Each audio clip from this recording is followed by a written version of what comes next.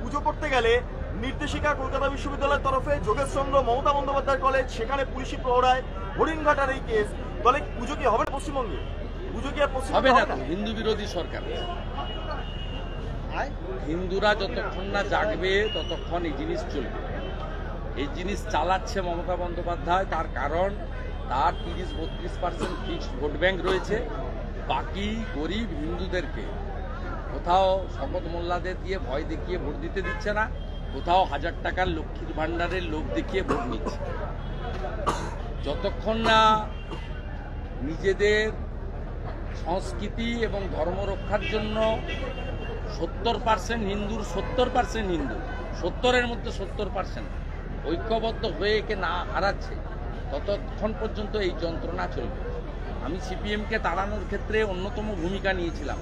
ও এখনও সিপিএমের রোল হচ্ছে তৃণমূলকে সাহায্যকারী হিসেবে। কিন্তু ওই সরকারও কখনো তাদের সময়ে এসব জিনিস করেনি। কিছু কিছু জলঙ্গি এবং মুর্শিদাবাদে কিছু কিছু স্কুলে আগেই বন্ধ হয়েছিল সিপিএমের সময়। সেটাতে সরকারের কোনো ভূমিকা ছিল না, পুলিশের ভূমিকা ছিল না, কিছু মৌলবাদীর ভূমিকা ছিল। কিন্তু এখন তো সরাসরি সরকার পুলিশকে দিয়ে এটা করছে। এখানকার যারা অন্য ধর্মের ধর্মীয় নেতারা আছে তারা যতটা না সরস্বতী পুজো বন্ধ করতে চাইছেন, তার থেকে বেশি সরস্বতী পুজো বন্ধ করতে চাইছেন মমতা বন্দ্যোপাধ্যায় এবং তার সরকার। গেরুয়া রঙের প্রতি ঘৃণা, জয় শ্রীরামকে অপশব্দ বলা, ভারত মাতা কি জয় বলতে পারা যাবে না, বিজেপিকে কর্মসূচি করতে দেওয়া হবে না। টক শোতে আপনারা একদম উদ্ধার করে দেন কেউ কেউ। বিজেপি কোথায়? আর বিজেপিকে কোথাও এই হাইকোর্ট ছাড়া এখানে আপনি বসে করতেন নাকি? এইখানে যখন ডেকোরেটরের মাল আসতো তখনই তো তুলে নিয়ে চলে যেত। পরিস্থিতিটা কোন জায়গায় নিয়ে গেছে আপনি দেখুন। একজন লিডার অব অপোজিশন, তাকে 74 টাইম হাইকোর্টে যেতে হয়েছে 3.5 বছরে কর্মসূচি করার জন্য। মমতা ব্যানার্জিও বিরোধী নেত্রী ছিলেন, তাকে তো স্পেস দিয়ে গেছেন জ্যোতি বসু আর বুদ্ধদেব ভট্টাচার্য। জাতীয় সড়ক বন্ধ করে তিনি সিঙ্গুরের কারখানাকে তাড়িয়েছেন 16 দিন ধরে, বুদ্ধবাবুর উদারতাকে ক্যাপিটাল করে। এখানে তো 16 মিনিট আপনাকে দাঁড়াতে দেবে না। আপনাকে সন্ধ্যার পরে বলতে হবে যাতে মেয়রেল বা তার পারিষদরা এখানে চলে যায়। 5টার বেশি চোং নয়, 300-র বেশি চেয়ার নয়। এভাবে কি আটকানো যায় নাকি? আপনি দেখলেন তো রাস্তা বন্ধ হয়ে গেল, পাবলিক রাস্তা বন্ধ করে দিল। মমতা ব্যানার্জির ভোট ব্যাংক যারা দেখুন, মুসলিমরা কত দাঁড়িয়ে গেছে, তারাও যন্ত্রণায় আছে, কিন্তু তাদের কিছু করার নেই।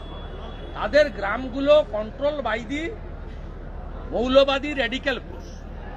তারা আমাকে বহু শিক্ষিত মুসলিম ছেলে বলেন বাড়িতে গেলে ভোট দিতে পারি না, কারণ আপনাদের মুসলিম বুথে টলি নেই, মানে টিম নেই।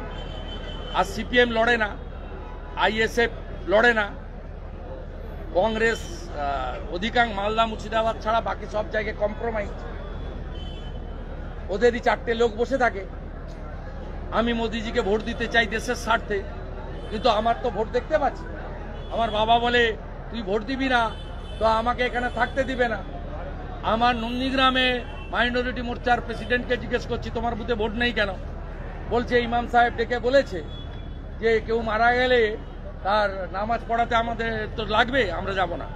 বুথে ভোট যদি বেড়াই তাহলে মনে করবো তোমার বাড়ি ভোট। আপনি একটা টুইট করেছেন আজকে যে বাংলাদেশ হয়ে যাবে, বাংলাদেশের সঙ্গে তুলনা করে আপনি একটা টুইট করেছেন। হ্যাঁ, তো আমরা আশা করেছিলাম যে 26 সালে পিসি ভাইপো জিতলে 31 সালে আমরা এটা দেখব, কারণ ববি হাকিম চাইছেন 50% পেরিয়ে যাক।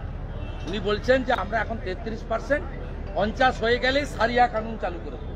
ওরা ওপেনলি বলছেন, লুকিয়ে চুরিয়ে না। আপনারা দেখাচ্ছেনও, আমরা প্রতিবাদ করছি এক কান্দি ঢুকছে এক কান্দি বেরিয়ে গেছে, কিন্তু তিনি ওপেনলি বলছেন।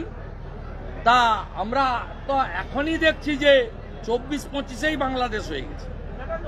কলকাতাতে রাসবিহারী, ভবানীপুরের মতো কেন্দ্র, যেখানে মুখ্যমন্ত্রী জোড়া জোড়া মন্ত্রী, মুখ্যমন্ত্রীর ঢিলছোড়া দূরত্ব, যেখানে এসিপি সিপি, এদিকে কালীঘাট থানা, এদিকে ভবানীপুর থানা, থানায় থানায় ভর্তি, 50 মিটার অন্তর অন্তর থানা। রাজ্য পুলিশের যা স্ট্রেংথ, একা কলকাতা পুলিশের স্ট্রেংথ তার থেকে বেশি। সেখানে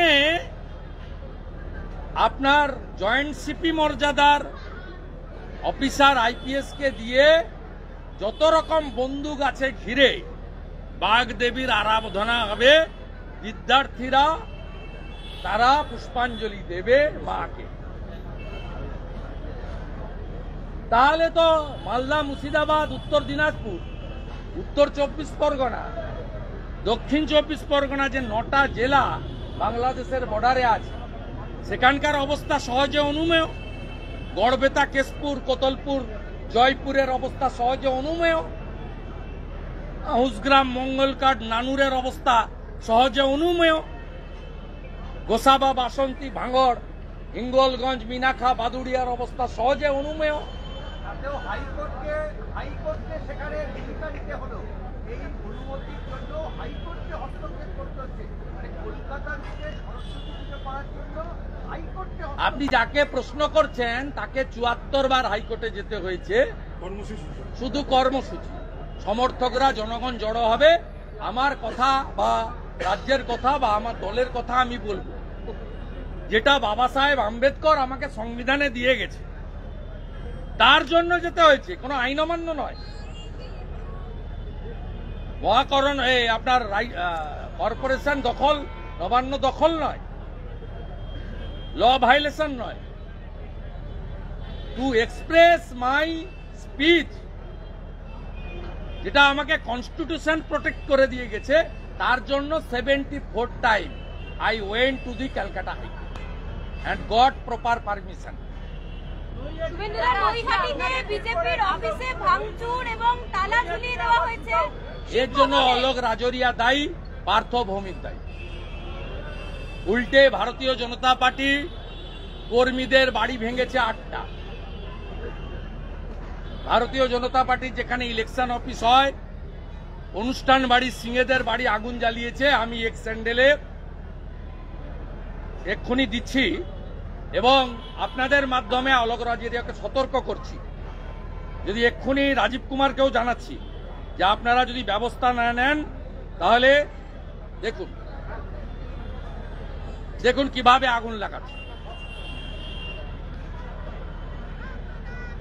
দেখুন কিভাবে এক ভারতীয় জনতা পার্টির যেখানে ইলেকশন অফিস হয়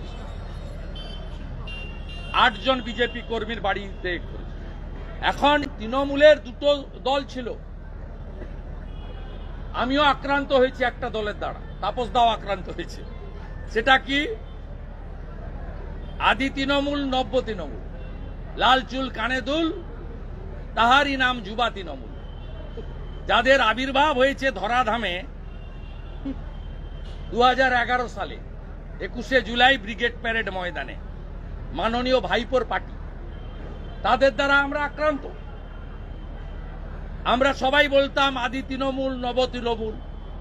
আদিকে দেখলে বোঝা যাবে হাতে মাকড়ি নেই, চোখে দামি সানগ্লাস নেই, পায়ে লোটো নেই, 5-10টা হাতে 16টা আংটি নেই, জোড়া আইফোন নেই, জিলেট করা চুল নেই, চুলগুলো উপরের দিকে তাকিয়েছে, এইসব মাকড়ি টাকড়ি এগুলো নেই যারা, তারা হচ্ছে আদি তৃণমূল ছিল।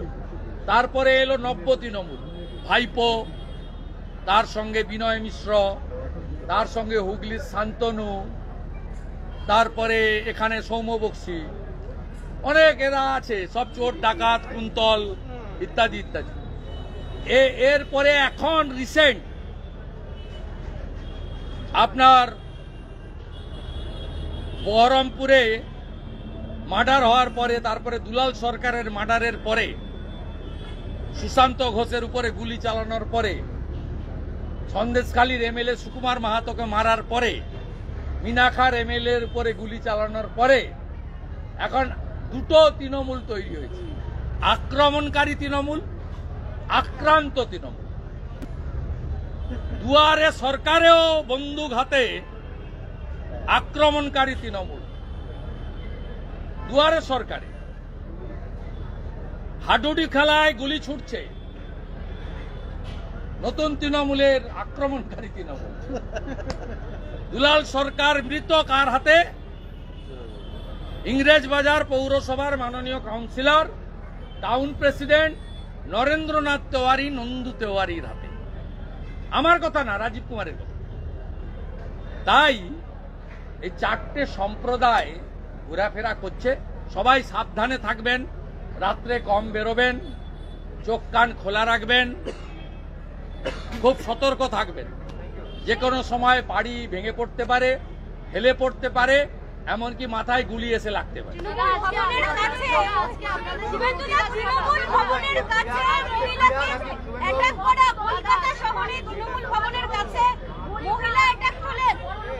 কে বলছে? কে সে? ওর কথার উত্তর দিই না, দেবো দেবো না। হঠাৎ হঠাৎ উদয় হয়, আপনাদের কাজ নেই, সারাদিন দেখায়। খুব লজ্জা লাগে কলকাতার মিডিয়াকে। আরজিকর ইস্যুতে হাওয়া, কলকাতা সমস্ত বড় ইস্যুতে হাওয়া।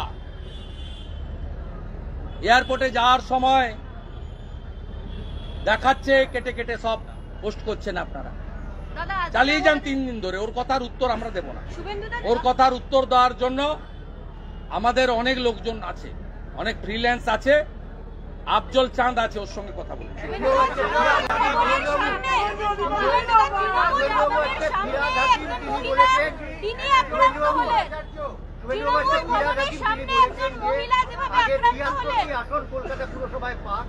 তারপর আমার জায়গায় বসবে, ওনারা 3টি আসনে রয়েছেন। আপনার সভা চুরি করেছে। মমতা ব্যানার্জির ওয়ার্ড বিধানসভা ভবানীপুর 9টা ওয়ার্ডের 6টাতে বিজেপির লিড। কোন মুসলিম লোককে স্বাধীনভাবে ভোট দিতে দেয় না, জোর করে তাদেরকে সাম্প্রদায়িক প্রচার করে ভোট করায়, আমাদেরকে হিন্দু দল বলে দাগিয়ে দিয়ে করায়। আমিও বলি ওরা ভোট দেবে না। ভোট কখন দেবে আমরা জানি, যখন রাজ্যে আমরা সরকারে আসবো তখন ভোট হবে, তখন সেটা আমরা জানি। তার আগে আমরা হিন্দু ভোট বাড়িয়ে সরকারে আসবো, খুব এসেন্সিয়াল। আপনি নিশ্চিন্তে থাকুন, 39% ভোট পেয়েছি, কমপ্লিট হিন্দু এবং জনজাতির ভোট।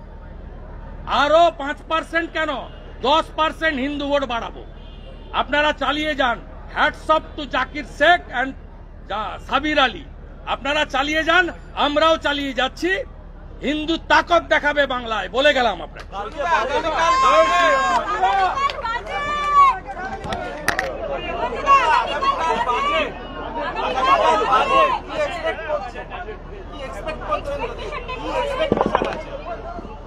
আমার নন্দীগ্রাম রেল প্রজেক্ট এগিয়ে যাচ্ছে, ওইটুকু বলতে। बिट्टू हमारा बुम दीजिए बिट्टू आस्ते आस्ते आस्ते पूरे